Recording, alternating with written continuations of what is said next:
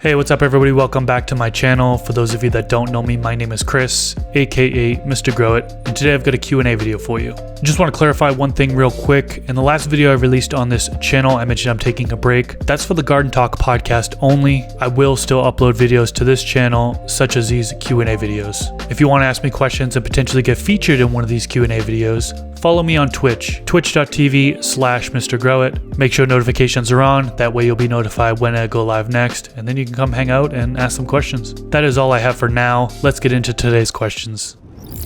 When re-amending your soil, could you use the water from your dehumidifier to moisten the soil? I say thumbs up to that, and I'm kind of going off of a study, and this one is by Quest. Let me pull it up right here. Quest dehumidifiers. What this is they got a lot of feedback of people saying that you shouldn't use water from your dehumidifier because it contains heavy metals. So what they did was they went and tested that, and they found right here, you can see my mouse pointer, aluminum, copper, zinc. So it did show some copper, but remember, copper is an element that the plant can uptake. They did all different tests. I'll actually put this in the Twitch chat right now. We've seen some aluminum and there's some copper, but they're such small amounts, very little impact. Parts per billion, I think is what they were saying. I'm not going to read through the whole study here, but check it out in the description section below if you want to reference that study and learn more about it. Got a question from Mr. Grow It. Where should I buy the auto pots? So I recommend Happy Hydro to go there and buy them. They're actually a sponsor of this video, so big shout out to them. Auto pots are an awesome auto watering system. There's no timers or electricity, and they have systems for all size operations. I used the Autopot XL in the past, really got some great results using it. They have systems, look at this, 100 pot system, they have 16 pot systems, 9 pot systems, 60 pot systems. So they have really for any applications you're looking for. And they also comes with a reservoir on a lot of these kits. So definitely check them out. I'll have a link to the auto pots on the Happy Hydro website down in the YouTube description section below. If you had one trellis net, when is the best time to put it in? During veg or right before flower? I think you're going to get mixed answers depending on who you ask. I would add it in veg before flipping to flower, but there have been times where I added in the trellis net after flipping to flower because I realized I was going to need some support. You know, the branches were kind of starting to flop over, and just like the structure, kind of looking at it, looked like it was going to be one of those plants where once it gets deep into the flowering stage, the branches are just going to be too weak to kind of hold its buds. So I personally will add in the trellis net during vegetation stage at most times, and then I'll work that plant into the trellis as it's continuing to grow in the veg stage. And then once it's just about filled up, or I don't really fill up my tents wall to wall, you know, whenever the structure is where I kind of want to be, it is what I should say, that's when I'll go ahead and I'll flip it. Now I've made the mistake of continuing to bend down those branches for several weeks into flowering, and then unfortunately the branches were kind of stuck under and stopped stretching, and then the buds were kind of within the net. So I don't recommend doing that. I think moving forward, I'm only really doing 7 days, the first 7 days of the stretch phase after switching the life cycle, tucking down branches, and then after that kind of letting it go from there. What week of flower do you pollinate your plants when making seeds? How long do you let them mature before harvest? I forget who said this, but pollinate the plants when they look horny.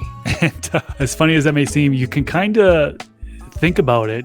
There is that point where the flowers have grown to the point where there's pistils just bursting out everywhere. Typically, it's around day 28 in the flowering stage. Now, of course, it's going to depend on if you're talking about when flipping the light cycle or when the plant starts to show flowering. So it's really hard to give you an exact answer, but look around 28 days or so. That's typically when I pollinate, when the plant looks horny enough to want to be pollinated. Who do you recommend for water testing? Very hard water, 800 ppm from the tap. A lot of people go through Logan Labs. Check out them. I'm not the best person to talk to when it comes about different testing facilities. Logan Labs is just one of those common ones. They do both soil testing as well as water testing, but I definitely want to refer you over to the soil doctor, Bryant Mason. He was actually on my podcast years ago now. Really good episode talking about soil testing. He would be the one to kind of give you insight about water testing, and he can actually review your results and kind of give you feedback on what nutrition, what your nutrition regimen should be, what amendments you can add in. How long do you let your soil sit before reusing after amending it?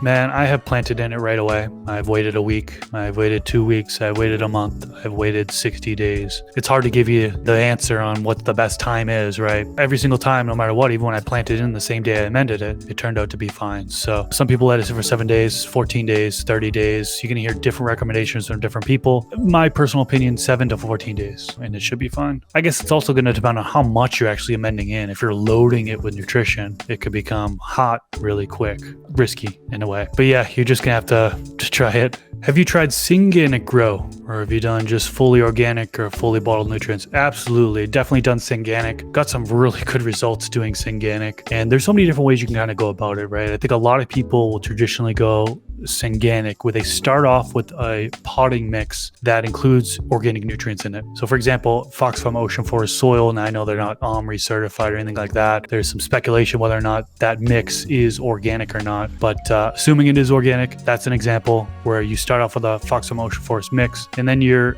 adding in synthetic nutrients throughout the grow. That's one way of doing Synganic. I've done that. I've also started off in just an inert soil or soil with not much nutrition in it, add in organic blend of amendments, and also fed in synthetics throughout the grow. It's a way to grow where if you need that fast acting response, like say the plant is starting to show like a sign of deficiency or whatever, that's when I really like to just, hey, okay, let me give it a real light dose of synthetic nutrients, something that's in a plant available form, and so I can see a fast recovery. So I don't have anything against Synganic. I think it's a great way to go about it. You can get some really good results with it. So I don't discriminate organic versus synthetic. I'm not somebody who's going to be, they refer to them as organic snobs, to where it's so organic and that's the only thing. Everybody who grows with bottles are terrible people. Bottles are for babies, anything like that. That's not me. Although I really haven't been using a lot of synthetic nutrients in the past 2 years now.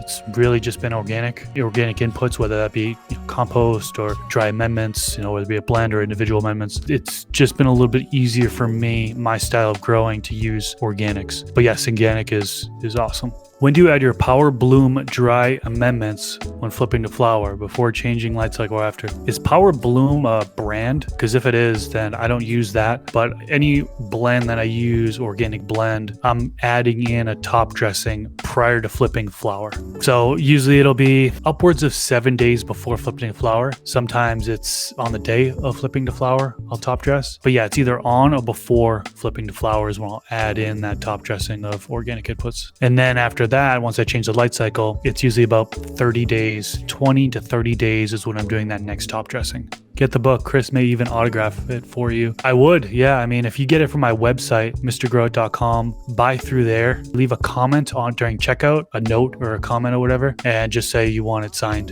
and then I'll go ahead and sign it and ship it to you. Right now, I'm only shipping to the US though through my book, just because it's so much money to ship to a different country. Although, if you're in a different country other than the US, Canada, Europe, anywhere, check your local Amazon. It should be available in your local Amazon, so you can actually go to amazon.com or .eu or .uk or amazon.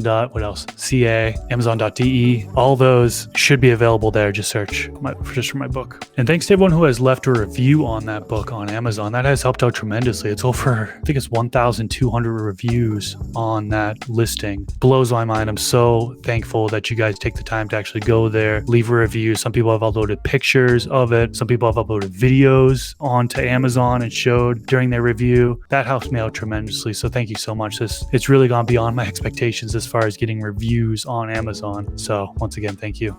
Enviro Cleanse works really well. Can't even tell I have 54. I have the Enviro Cleanse. Did you work with them, Grow 10? I'm kind of curious because, man, they suck with communication. I can't even support them anymore because their communication is just so bad. I'd be interested to know if you're able to get a hold of somebody, because I need to get a hold of somebody from Is it beneficial to top dress with organics and then introduce microbes? Yeah, absolutely. You can totally top dress with organics, then include microbes. Now, it depends on what you're talking about here. Give me a second one. Cat here wants to jump up on my lap, so let me get him. Organic, so you're talking about like an organic input like compost. It includes a lot of those beneficials already. So adding in a micro product, will still do it, but you might not really need to. Some people say you don't need to. But yeah, if you're top dressing with just like an organic blend or whatever, you can totally inoculate with microbes after. Before, during, after, yeah, absolutely. Now, a lot of people that say you should avoid buying micro products altogether because you can get them from your backyard with the IMO process. That's one stance on it. But a lot of people will, for convenience purposes, buy microbes and inoculate their medium.